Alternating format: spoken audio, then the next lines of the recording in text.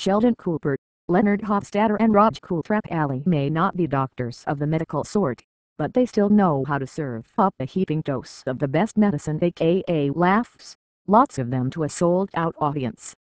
At least, that's what their real-life counterparts, along with other cast members and writers/producers of The Big Bang Theory, did Wednesday evening for the CBS Comedy's Gaylyfest panel in Beverly Hills Saban Theater. Gaylyfest 2013, New Girl Cast on Alter Egos and the Future of Nick and Just the event, presented by the Paley Center for Media, was pretty short on spoilers.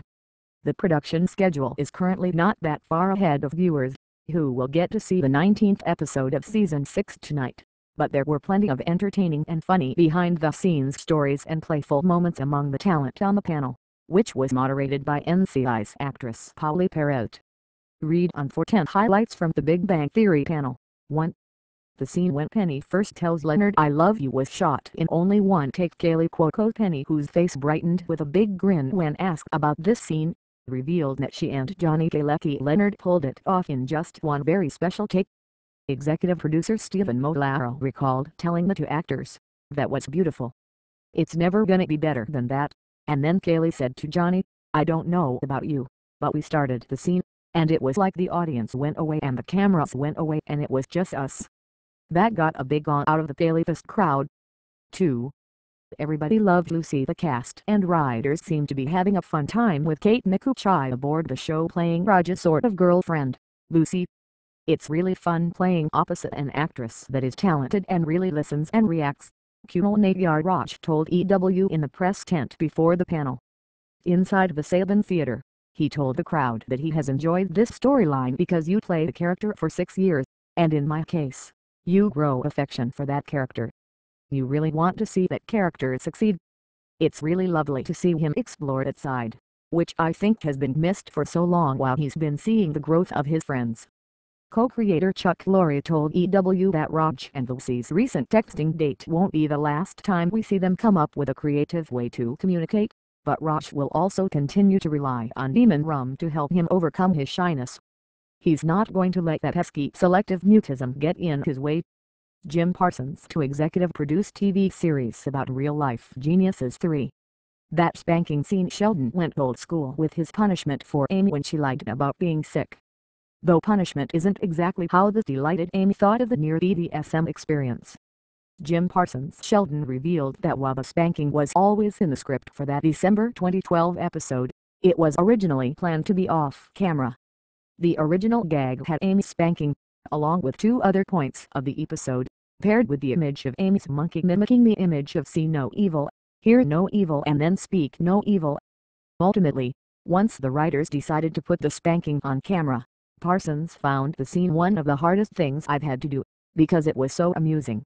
After Cuoco and Galecki recalled the shot needing several takes, made embolic, Amy confessed, "There was some redness." 4. How did last fall's flash mob come together? When the cast and crew surprised their studio audience, and their producers, with a flash mob dance last October, it was a result of 2 weeks of rehearsals. The idea was Cuoco's, who recruited her sister to do the choreography. As for that backspin of Galecki's, the actor had originally expressed no interest in participating, but I saw their last rehearsal, and after rolling my eyes for 2 weeks, I said, I really want to be a part of this, Galecki recalled.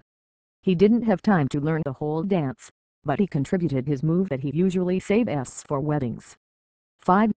We may see Sheldon's Meemaw in a future episode when an audience member questioned the producers about Sheldon's oft-talked about but yet to be seen grandmother. Molaro said, "We've talked about having her appear on the show. I certainly don't rule it out.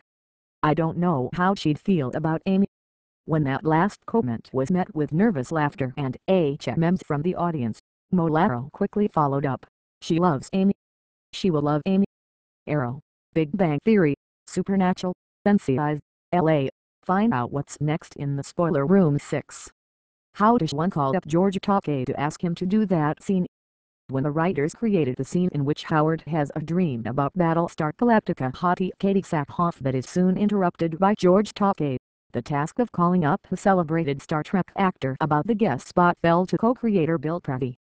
"We wrote a line of Howard saying, I'm so confused and thought it'd be really funny if George Takei said, confused.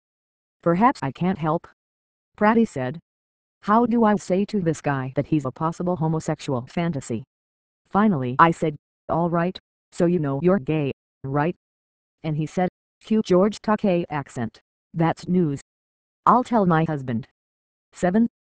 Tonight's episode is a touching and emotional one. Tonight's episode, titled The Closet Reconfiguration, centers around a discovery Sheldon makes when reorganizing Bernadette and Howard's closet. He unwittingly opens a letter from Howard's father, who abandoned Howard and Mrs. Wolowitz when he was a kid, that our favorite diminutive engineer. He has never braved reading since he received it at age 18. It's an emotion-filled episode, the cast said, that features each character supporting Howard through the tough situation in their own way. You get to see how good Howard's friends really are and how kind of fallible they are and yet unflappable. They don't change. But everybody is coming from a sweet, good place, Simon Helberg Howard told EW. They're all put in a position to figure out how to best support their friend, Galecki told EW. It's a sensitive issue, and I think the conclusion that they come to is really smart and unique and has never been done on television before. It's one of my favorite episodes, I swear to God. I'm not just saying that. It really is. The Big Bang Theory, Dr. Sheldon Cooper inspires newbie name Gate. How will the season 6 finale compare to last season's Big Closer? That was pretty big, Laurie said to EW of the season 5 finale. A wedding and a Russian rocket into space is pretty big. I think we can safely say this year's finale will be smaller, more intimate. 9. The tale of Melissa Rock's Smurfette. The biggest applause of the night was saved for the hilarious Melissa Rock Bernadette. The audience raved when she impersonated Howard's mother's voice, and when she told a story about getting her makeup removed following the day of shooting this season's Halloween episode.